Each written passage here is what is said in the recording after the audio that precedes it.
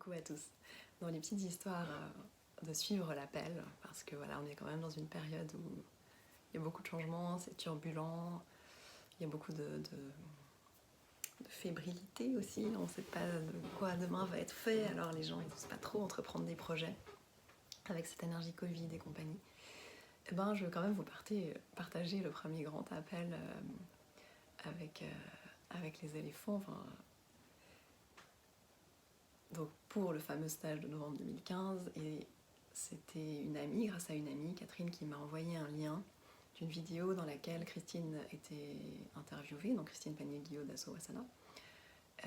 Et quand j'ai vu cette vidéo, ça faisait un moment, ça faisait plusieurs années avec France, qu'on se disait, ma tante, pour ceux qui ne savent pas encore, qu'on se disait, bah oui, ce serait super d'aller trouver les éléphants. Tout à coup, elle voyait un truc, elle m'envoyait, je disais, ouais, moi je le sens pas, après je trouve un autre truc, ouais, non, on le sentait pas, enfin bref.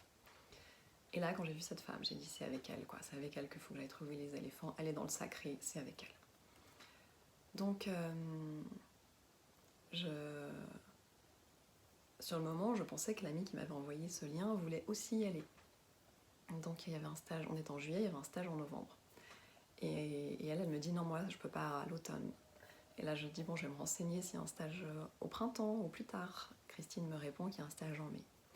Dans mon ventre, dans mon cœur, ça s'est serré, ça dit non, je peux pas attendre aussi longtemps, quoi. C'est trop loin d'attendre, mais l'année prochaine, c'est là, c'est novembre, il faut que j'aille au mois de novembre. Et vraiment, ça me faisait comme mal à l'intérieur. Et ensuite, bon, j'en ai parlé à France, qui m'a dit ah, mais moi, novembre, ça pourrait bien d'aller et tout, j'ai rien sur ces dates. Donc je dis écoute, moi je m'inscris, si t'es ok, tu me redis, on t'inscrira ensuite, mais moi je m'inscris. Et j'envoie un email à Christine pour m'inscrire au stage de novembre 2015. Et là, je remonte dans la chambre à coucher, il y avait mon ami qui était là, avec un sourire jusque-là. Et il me dit, mais qu'est-ce que t'as ? Je lui dis, ben, tu sais, il y a des femmes qui apprennent qu'elles sont enceintes, elles ont l'impression qu'elles vont plus jamais pouvoir arrêter de sourire. Ben moi, ça y est, je sais que je vais aller voir les éléphants, ben je crois que je vais plus jamais pouvoir arrêter de sourire. Et c'est comme ça que j'ai suivi cet appel. Et ce sont deux clés, cette sensation qui met tellement en joie, ou la sensation de quelque chose qui fait mal, qui me permettent vraiment de savoir si c'est juste pour moi de suivre un appel. Là, c'était décuplé à un volume, vous avez peut-être l'impression que je suis high, quoi, tellement ça me met en joie encore aujourd'hui.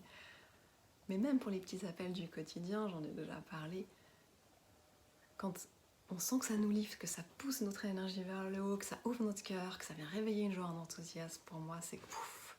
C'est juste, après on verra jusqu'où ça mène, mais qu'il y a déjà, on est dans le chemin. Et quand, en plus de ça, l'idée de ne pas y aller nous fait mal, alors c'est que vraiment, vraiment, vraiment, il faut répondre à cet appel. Par contre, si on se dit tiens, j'irai bien, et puis que c'est un peu électroencéphalogramme plat, voire que ça nous fatigue déjà l'idée d'y aller, alors c'est même pas la peine. Et si vous avez l'enthousiasme, si ça vous fait mal l'idée de ne pas aller suivre votre élan, l'appel, l'inspiration, l'envie, le projet et autres, mais allez-y, foncez quoi, foncez.